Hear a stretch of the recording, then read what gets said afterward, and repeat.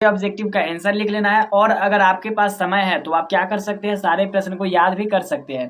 तो चलिए हम 60 प्रश्नों का जवाब देते हैं, जो कि आपके एग्जाम के लिए काफी इंपोर्टेंट है। 60 प्रश्न इसीलिए बताएंगे क्योंकि आपके एग्जाम में 50 का जवाब देना है, लेकिन आपको 60 इसलिए हम बताएंगे क्योंकि 10 प्रश्न आप कोई भी दूसरा दे सकते हो, ठीक है। तो यहाँ पे आप देखिए पहला क्वेश्चन यहाँ पे कहा जा रहा है कि भारत महिमा पाठ में कितने पद है, 4, 5, 7 या फिर 10। ऐसा प्रश्न आपसे पूछा जाएगा पहला क्वेश्चन में। तो ये आप कहिएगा सर 5 हो जाएगा, ऑप्शन ए राइट हो जाएगा। इसके बाद दूसरा क्वेश्चन है राम प्रवेश राम की कथा किस पाठ में है, आपसे ये भी प्रश्न पूछा जाएगा सेकंड में। यहाँ पे आप देख सकते हो करमवीर कथा, ठीक है, करमवीर कथा में राम प्रवेश राम की कथा का वर्णन किया गया है। इसके बाद यहाँ पे तीसरा नंबर क्वेश्चन कहा जा रहा है राम प्रवेश राम के परिवारों में कुल कितने सदस्य थे, 4, 5, 3 या फिर 7। तो राम प्रवेश राम के सदस्यों की अगर हम बात करें तो 4 थे, ठीक है, 4 ऑप्शन यहाँ पे ए देखने को मिल जाएंगे। एक राम प्रवेश राम था और दूसरा उसकी बहन और उसके माता पिता, टोटल 4 थे। इसके बाद यहाँ पे आप देख सकते हो 4 नंबर क्वेश्चन टंकारा गाँव किस राज्य में स्थित है, राजस्थान, मध्य प्रदेश, गुजरात या फिर बिहार। तो टंकारा गाँव जो है वो गुजरात में स्थित है। 4 का राइट आंसर ऑप्शन सी देखने को मिल जाएंगे। इसका राइट आंसर आप लोग ऑप्शन सी को टिक कीजिएगा, ओएमआर शीट को ध्यान से भरिएगा। इसके बाद यहाँ देखिए 5वां नंबर क्वेश्चन आप देख सकते हो, कहा जा रहा है स्वामी दयानंद के गुरु कौन थे।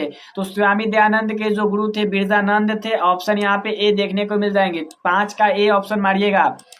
इसके बाद यहाँ पे देख सकते हो 6ठा नंबर क्वेश्चन है स मासेन व्याकरण अधित्वान वाक्य में मासेन शब्द तृतीया विभक्ति के किस सूत्र से हुई है।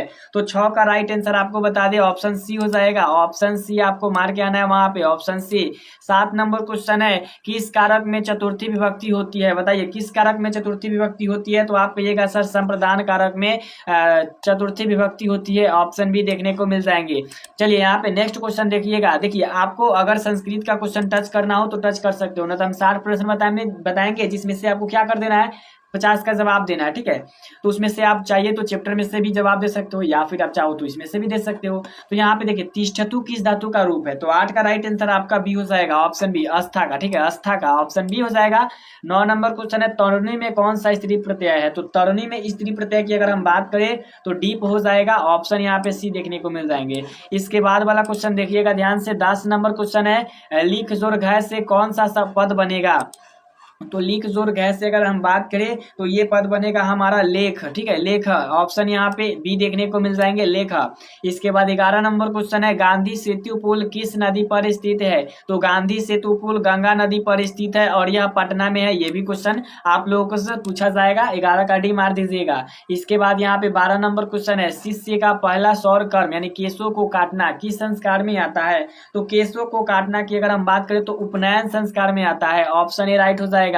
इसके बाद यहाँ पे 13 नंबर वाला क्वेश्चन आप लोग ध्यान से समझ लीजिए। कहा जा रहा है जात कर्म किस संस्कार के अंतर्गत आता है। तो जात कर्म की अगर हम बात करें तो वो जो है जन्म पूर्व संस्कार आता है, ऑप्शन डी देखने को मिल जाएंगे, ऑप्शन डी पे टिक कीजिएगा। चलिए इसके बाद यहाँ पे नेक्स्ट क्वेश्चन देखिएगा ध्यान से।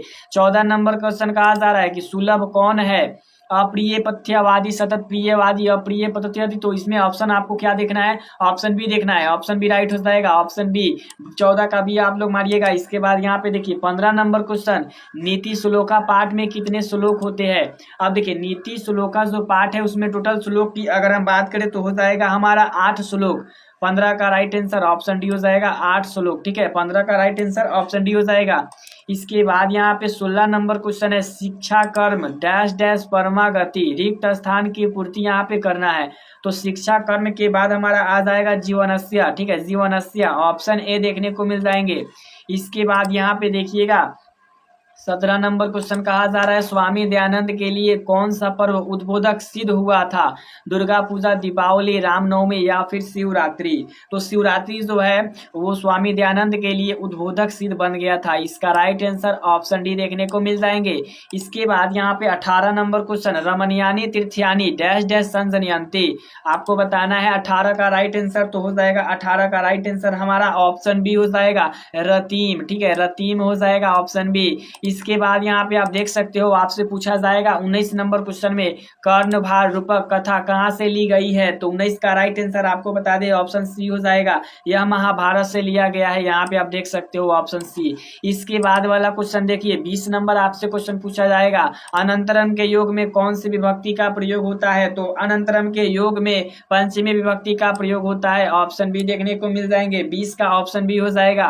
इसके बाद यहाँ पे अगला क्वेश्चन 21 नंबर किस समास का प्रथम पद अव्यय होता है। तो वो हो जाएगा अव्ययी भाव। 21 का राइट आंसर ऑप्शन सी देखने को मिल जाएंगे। इसके बाद 22 नंबर क्वेश्चन दुराचार में कौन सा उपसर्ग है। तो दुराचार में अगर हम बात करें तो दुर उपसर्ग है, इसका राइट आंसर ऑप्शन बी हो जाएगा। फटाफट आप लोग ऑब्जेक्टिव क्लियर कर लीजिए, सब्जेक्टिव भी आपको बता देंगे। इसके बाद यहाँ पे देखिए 23 नंबर क्वेश्चन कहा जा रहा है कि किस पद में परि उपसर्ग है। तो आप कहिएगा सर परीक्षा में परि उपसर्ग देखने को मिल जाएंगे, ऑप्शन ए राइट हो जाएगा। फिर 24 नंबर क्वेश्चन कहा जा रहा है कि संबोधन कारक में कौन सी विभक्ति होती है। तो संबोधन कारक की अगर हम बात करें तो उसमें प्रथम विभक्ति मानी जाती है संस्कृत के हिसाब से, ठीक है, प्रथम इसका हो जाएगा, संबोधित जिससे किया जाता है। इसके बाद आपसे ये भी प्रश्न पूछ दे कहीं, या अगर बात करें मेन एग्जाम में कि बताइए संस्कृत में कारक के कितने भेद होते हैं। तो आप लोग कहिएगा सर हो जाता है संस्कृत में कारक के 6 भेद होते हैं, हिंदी में 8 होते हैं, लेकिन हाल फेरली में वो क्वेश्चन नहीं आएगा। इसके बाद यहाँ 25 नंबर आपसे हाल फेरली में पूछा जाएगा नमा अव्यय के योग में किस विभक्ति का प्रयोग होता है, चाहे कौन विभक्ति होता है। तो 25 का आप लोग बी मार दीजिएगा, ऑप्शन बी चतुर्थी, ठीक है, ऑप्शन बी मार दीजिएगा। इसके बाद वाला क्वेश्चन देखिए 26 नंबर आपसे क्वेश्चन पूछा जाएगा पिता पुत्रम अभिक्रोधयन्ति वाक्य में कृतम पद किस कर्म संज्ञा सूत्र से हुई है। इसका राइट आंसर क्या हो जाएगा पता नहीं है, तो चलिए। इसके बाद 27 नंबर क्वेश्चन देखिए कहा जा रहा है तस्मिन किस सर्वनाम का रूप है। तो तस्मिन की अगर हम बात करें तो यह जो है तत्व का रूप है, ठीक है, तत्व का रूप है, ऑप्शन बी हो जाएगा। इसके बाद यहाँ पे 28 नंबर क्वेश्चन भवंता पद का मूल रूप क्या होता है। भवंता का मूल रूप बताना है तो 28 का राइट आंसर आपको बता दे ऑप्शन ए हो जाएगा भवत, ठीक है, भवत का जो है ना, भवत जो है मूल रूप है भवंत का। इसके बाद यहाँ पे 29 नंबर क्वेश्चन आप देख सकते हो नंस्यति किस धातु का रूप है। तो नंस्यति की अगर हम बात करें तो वह जो है नाम धातु का रूप है, ठीक है, नाम धातु का रूप, ऑप्शन डी हो जाएगा। इसके बाद यहाँ पर 30 नंबर क्वेश्चन है पठ किस लकार का रूप है। तो पठ जो होता है वो अगर हम बात करें तो वो जो होता है लोट लकार का रूप होता है, ऑप्शन यहाँ पे भी देखने को मिल जाएंगे। नेक्स्ट क्वेश्चन आपसे पूछा जाएगा पा धातु के लिट लकार का रूप निम्न में से कौन सा है। तो 31 का राइट आंसर आप लोग कर दीजिएगा ऑप्शन बी पास्यति, ठीक है, ऑप्शन बी हो जाएगा। ज्यादा समय नहीं लेंगे, फटाफट आपको बता देंगे। इसके बाद यहाँ पे 32 नंबर क्वेश्चन देखिएगा कहा जा रहा है कविभी में कौन सी विभक्ति होती है। तो 32 का राइट आंसर आपको ऑप्शन बी देखने को मिल जाएंगे, तृतीय विभक्ति होती है। इसके बाद यहाँ पर 33 नंबर क्वेश्चन प्रश्न धातु लोट लकार प्रथम पुरुष एक वचन रूप में क्या हो जाएगा। तो 33 का राइट आंसर हमें पता नहीं है। 34 नंबर क्वेश्चन देखिए कहा जा रहा है आसमान की शब्द का रूप है। तो 34 का राइट आंसर आपका हो जाएगा ऑप्शन डी युष्मद, ठीक है, युष्मद, ऑप्शन डी हो जाएगा। इसके बाद यहाँ पे देखिएगा 35 नंबर क्वेश्चन चैप्टर से पूछा जाने लगा कहा जा रहा है सिख संप्रदाय के गुरु कौन थे, ठीक है, सिख संप्रदाय के गुरु कौन थे। तो यहाँ पे आ जाएगा हमारा गुरु गोविंद सिंह, यहाँ पे गुरु नानक रहता तो वो पहले थे, ठीक है, गुरु नानक और गुरु गोविंद सिंह 10वें थे, गुरु अर्जुन देव सिंह की बात करें तो 5वें थे। इसके बाद यहाँ पे 36 नंबर क्वेश्चन है पटना किस शब्द से बना है, पटन देवी, पटली, पतन या फिर पाटन। तो 36 का राइट आंसर आपका हो जाएगा ऑप्शन सी पतन से बना है, ऑप्शन सी को टिक कीजिएगा। 36 का ऑप्शन सी मारिएगा सही। इसके बाद यहाँ पे 37 नंबर क्वेश्चन पूछा जाएगा आपसे पृथक यानी अलग के भाव में किस कारक का उपयोग होता है। आप कहिएगा सर अपदान का, तो ऑप्शन ए राइट हो जाएगा क्योंकि अपदान से होता है अलगाव के लिए। तो 37 का ए सही है, ठीक है, 37 का ए सही है। 38 नंबर क्वेश्चन अनुन्यान महतो महिमान किस उपनिषद से लिया गया है, किस उपनिषद से संकलित है। तो भाई साहब 38 का राइट आंसर हो जाएगा ऑप्शन सी कठोपनिषद से, ठीक है, कठोपनिषद से, यह मंगलम पाठ से आया है, ठीक है, प्रश्न। इसके बाद 39 नंबर क्वेश्चन आप देख सकते हो कहा जा रहा है अप्रेणु का पद का अर्थ क्या होता है। अप्रेणु का जो अर्थ होता है वो होता है हमारा हटा दे, ठीक है, हटा दे, ऑप्शन ए राइट हो जाएगा। चलिए फटाफट यहाँ पे 40 नंबर क्वेश्चन देखिएगा कहा जा रहा है वहंत पद का अर्थ क्या होता है। वहंत का अर्थ बताना है तो वहंत का अर्थ होता है धारण करते हुए, ठीक है, ऑप्शन सी राइट हो जाएगा।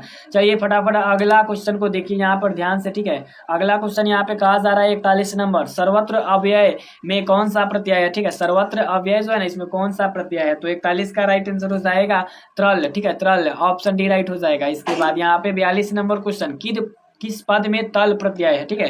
तल प्रत्यय बताना है हमको, तल प्रत्यय हो जाएगा निपुणता, ठीक है, निपुणता, ऑप्शन बी राइट हो जाएगा। इसके बाद वाला क्वेश्चन देखिएगा 43 नंबर, तुमुन प्रत्ययांत किस पद निम्न में से कौन सा है, ठीक है ना। तो 43 का राइट आंसर आपको बता देते हैं, 43 का ए भर दीजिएगा, ठीक है, या दिए तुम, ठीक है, 43 का ए भर दीजिएगा। इसके बाद चलिए फटाफट यहाँ पे 44 नंबर क्वेश्चन, वाक्यम में कौन सा प्रत्यय है, तो वाक्यम में कौन सा प्रत्यय पता नहीं है, ठीक है। 45 नंबर देखिए, दक्षिण भारतीय संस्कृत लेखिका में कौन है, मतलब ये कौन है, शीला भट्टारिका, रामभद्र देव कुमारी का, तो आपको ये सर सभी है, तो इसका राइट आंसर ऑप्शन डी हो जाएगा। इसके बाद वाला क्वेश्चन यहाँ पे देखिए 46 नंबर क्वेश्चन आपको देखने को मिल जाएंगे, विजय भट्टारिका किसकी रानी थी, ठीक है ना। तो विजय जो भट्टारिका थी वो किसकी रानी थी, तो अगर हम बात करें 46 का, तो ये चंद्रादित्य की थी, ऑप्शन ये देखने को मिल जाएंगे। इसके बाद यहाँ पे 47 नंबर, धाविका में कौन सा प्रत्यय है, धाविका में प्रत्यय हमको नहीं पता है। 48 नंबर देखिए पठत, ठीक है, पठत का स्त्रीलिंग रूप क्या हो जाएगा, तो पठत का स्त्रीलिंग रूप हो जाएगा हमारा पठंती, ठीक है, पठंती, ऑप्शन बी राइट हो जाएगा। इसके बाद वाला क्वेश्चन यहाँ पे देखिए 49 नंबर क्वेश्चन है, धन्यास्तु का संधि विच्छेद क्या होता है, तो धन्यास्तु का संधि विच्छेद की अगर हम बात करें तो हो जाएगा धन्या जोड़तु, ठीक है, ऑप्शन यहाँ पे डी राइट हो जाएगा, ये विसर्ग संधि है। इसके बाद यहाँ पर 50 नंबर क्वेश्चन देखिएगा, कहा जा रहा है अन्यस्य में कौन सी संधि है, तो अन्यस्य में संधि की अगर हम बात करें तो ये व्यंजन संधि है, ठीक है, यहाँ पे ऑप्शन बी देखने को राइट मिल जाएंगे, ऑप्शन बी राइट हो जाएगा। इसके बाद 51 नंबर, कटय पद का अर्थ क्या होता है, ठीक है, कटय पद का अर्थ होता है हमारा पेड़ों से, ठीक है, पेड़ों से, ऑप्शन बी राइट हो जाएगा। इसके बाद यहाँ पे देखिएगा 52 नंबर क्वेश्चन, नाल सा नाम गति कचिलो के बिना डैश, अब इसमें रिक्त स्थान में क्या हो जाएगा, तो 52 का आप लोग भर दीजिएगा बी, करुणिक, ठीक है, करुणिक। 53 अलग सला पाठ में आओ कथम कोलाहला किसकी युक्ति है, तो आप कहिएगा सर ये पहले आलसी बोला था, आओ कथम कोलाहला, ठीक है, ऑप्शन यहाँ पर ए राइट हो जाएगा। यहाँ पे 54 नंबर क्वेश्चन आप देख सकते हो, कहा जा रहा है 54 नंबर क्वेश्चन, अलगशाला में आग किसने लगाई थी, तो अलगशाला के कर्मचारियों ने लगाई थी, यहाँ पे ऑप्शन सी देखने को मिल जाएंगे। उसके बाद यहाँ पर 55 नंबर क्वेश्चन है, ऋग्वेद में कितनी ऋषिकाओं का उल्लेख है, ठीक है, ऋग्वेद में कितनी ऋषिकाओं का उल्लेख है, 5, 24, 40 या फिर 10, तो 55 का राइट आंसर हो जाएगा हमारा ऑप्शन बी 24, ठीक है, 24। इसके बाद यहाँ पे 56 नंबर क्वेश्चन है, समाज की गाड़ी कैसे चलती है, तो समाज की जो गाड़ी होती है वो पुरुष और नारी दोनों से चलती है, ऑप्शन सी राइट हो जाएगा। इसके बाद यहाँ पर 57 नंबर क्वेश्चन है, ऊपरी के योग में कौन सी विभक्ति होती है, द्वितीय, सप्तमी, षष्ठी या फिर प्रथमा, तो 57 का राइट आंसर हो जाएगा ऑप्शन सी, षष्ठी होती है, ऑप्शन सी देखने को मिल जाएंगे। इसके बाद 58 नंबर क्वेश्चन, 10 अनानी यस्य का समस्त पद क्या हो जाएगा, तो 58 का राइट आंसर आप लोग का हो जाएगा ऑप्शन सी दशानन, ठीक है, दशानन हो जाएगा, ऑप्शन सी। 59 नंबर क्वेश्चन, उन्नति पद में कौन सा उपसर्ग है, उन्नति में उपसर्ग बताना है तो उत हो जाएगा, ऑप्शन सी यहाँ पे देखने को मिल जाएंगे। 60 नंबर क्वेश्चन है, औ के मेल से क्या बनता है, तो औ के मेल से ओ बनता है, ऑप्शन ए देखने को मिल जाएंगे। इसके बाद यहाँ पर 61 नंबर क्वेश्चन देखिएगा, 61 नंबर क्वेश्चन कहा जा रहा है कि भारत महिमा पाठ का द्वितीय पद किस पुराण से संकलित है, तो भारत महिमा पाठ का द्वितीय पुराण की अगर हम बात करें तो वो भागवत पुराण से संकलित थे, ऑप्शन बी हो जाएगा। पहला कहेगा तो आप कहिएगा विष्णु पुराण। इसके बाद यहाँ पे 62 नंबर क्वेश्चन है, भारत महिमा पाठ के आधार पर रिक्त स्थान को भरिए, यहाँ पे रिक्त स्थान को भरना है, गायंती डायडेस की गीत कहानी, तो यहाँ पे हो जाएगा 62 का राइट आंसर ऑप्शन डी हो जाएगा देवा, ठीक है, देवा हो जाएगा। जिसके बाद 63 नंबर क्वेश्चन है, नरक स्वेदम किन वर्णों की संधि हुई है, तो इसमें अगर हम बात करें तो इसमें अ ई का मेल है, ठीक है, अ ई का मेल है, यहाँ पे आप देख सकते हो एकले है। इसके बाद यहाँ पे देखिएगा 64 नंबर क्वेश्चन, किस पद में अभी उपसर्ग है, तो अभी उपसर्ग किस में हो जाएगा, तो 64 का राइट आंसर ऑप्शन सी हो जाएगा, अभिजोर उदय, अभ्युदय, ठीक है, यहाँ पे ऑप्शन सी देखने को मिल जाएंगे, अभिजोर उदय से अभ्युदय होता है। लास्ट क्वेश्चन यहाँ पे अव्ययी भाव समास का पहला पद होता है, तो अव्ययी भाव समास का पहला पद की अगर हम बात करें तो अव्यय होता है, ऑप्शन यहाँ पे डी देखने को मिल जाएंगे, 65 का राइट आंसर ऑप्शन डी। तो ये आप सबके ऑब्जेक्टिव का सोल्यूशन है, यहाँ पे आप देख सकते हो सब्जेक्टिव आपसे पूछे जाएंगे, यहाँ पे खंड, यहाँ पे ब आ गया, ये सब पूछे जाएंगे आपको सब्जेक्टिव में। और इसके बाद यहाँ पे देख सकते हो, इसके बाद ये सारा आपका ऑब्जेक्टिव है, यहाँ पे आपको इन दोनों में से किसी एक पर लेख लिख देना है, ठीक है, ये आपको दिख रहा है, इसमें से किसी एक पर लेख लिखना है, ये सब चुन के आप लिख सकते हो। आई होप कि मेरी बात आपको अच्छी तरीके से समझ में आई होगी। अगर वीडियो